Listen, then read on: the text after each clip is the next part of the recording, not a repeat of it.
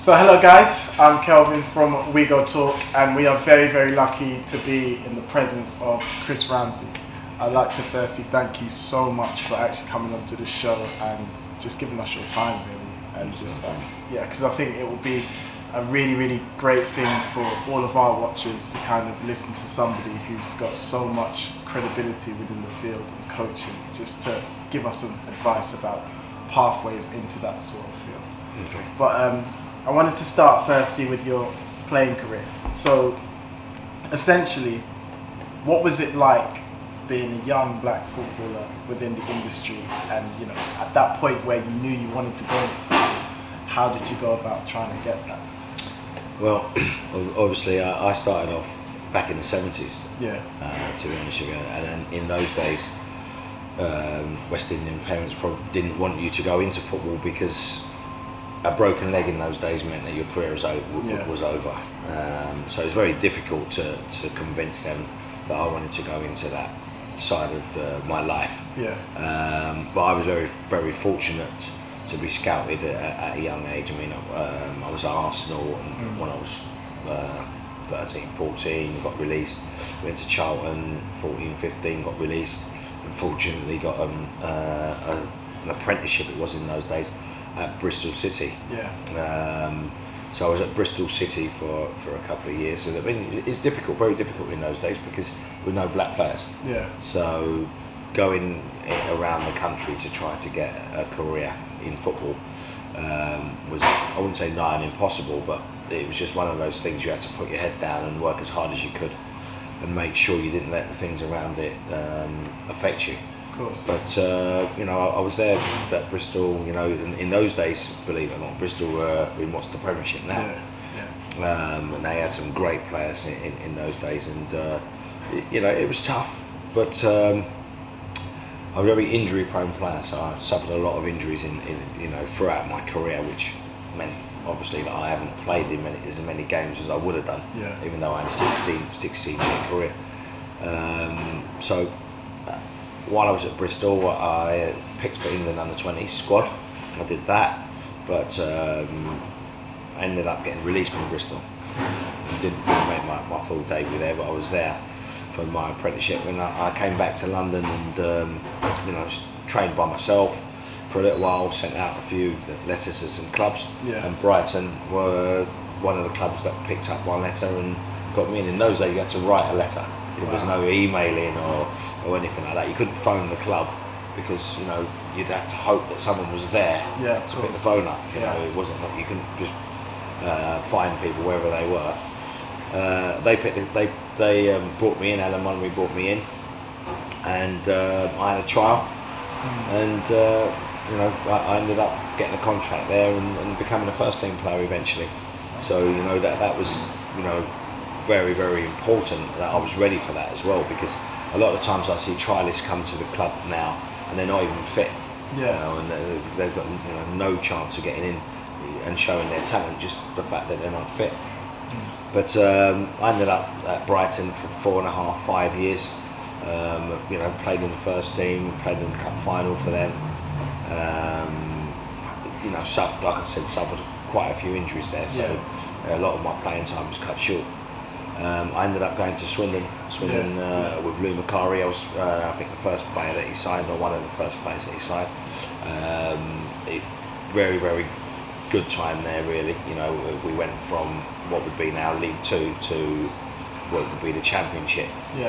And then Swindon went to the Premiership after that. I'd left at that time.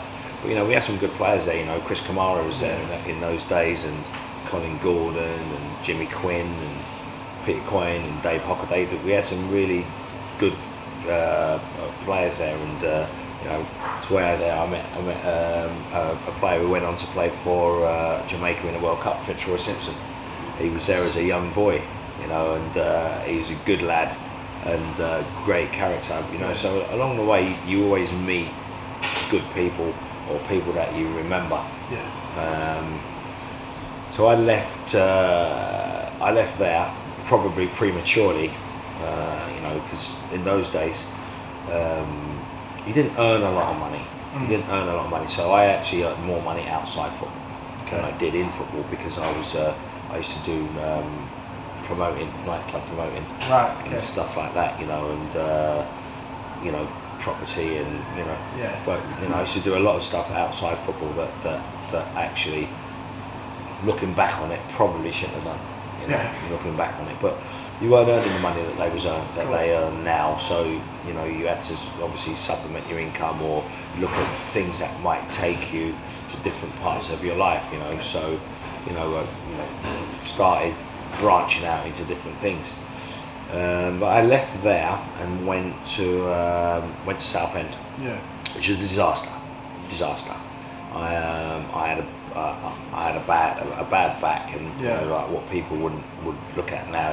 I had sciatica. I had 2 crushed vertebrae in my back, which meant that it was very difficult for me to play at the standard that I was capable at. So I was injured there for 2 years, and eventually ended up leaving there and more concentrating on the stuff that I'd been doing outside football, really. But not being the most savvy of businessmen, lost a business with my partner. You know, we weren't very good. So I lost I had a recording studio in those days. Lost 10 houses probably, and loads of other stuff that I was doing alongside football at the time, and which meant that after my operation, which allowed me to actually walk properly again and do things properly, physically, and coupled with the loss of my business, I had to go back and play. And what I did then is I trained myself along with a friend of mine, who's my friend Nick, who I've known from school days. You know, trained myself back to fitness. Unfortunately for me, a friend of mine who I played with at Brighton, called Don Shanks, who actually is a QPR legend,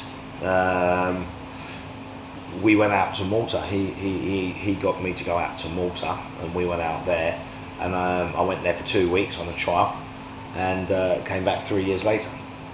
It's probably the best thing I ever did, going out there, because once you go out to somewhere and it's a holiday place, and you realise that you can only go to the beach so many times, you can only go partying so many times, you start quickly growing up with your despair of your financial position. Of course.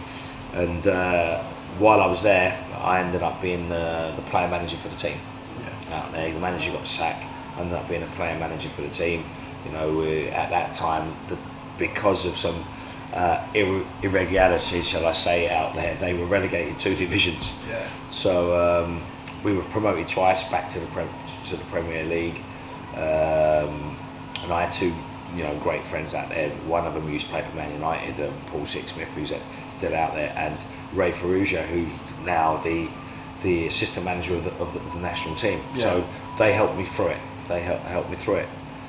Now, what I did when I was out there, though, I realised that you couldn't go on forever, because with the injuries that I had, my body wasn't going to be able to take me further than where I was in my early 30s. So I decided the next step for me would be trying to get some sort of career. So what I did was I decided I was going to go back to university.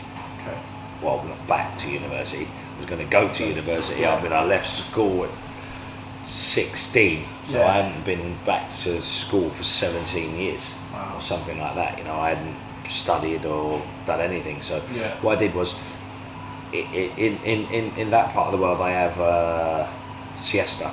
They have a siesta. So what I did was I hired a tutor to teach me maths and English. Well, more maths, as you can tell by the way I lost all my money. I probably needed it, right? But more maths, and so I did that every afternoon for in the last year that I was there. And then I came back to England and did the exams and got into uni.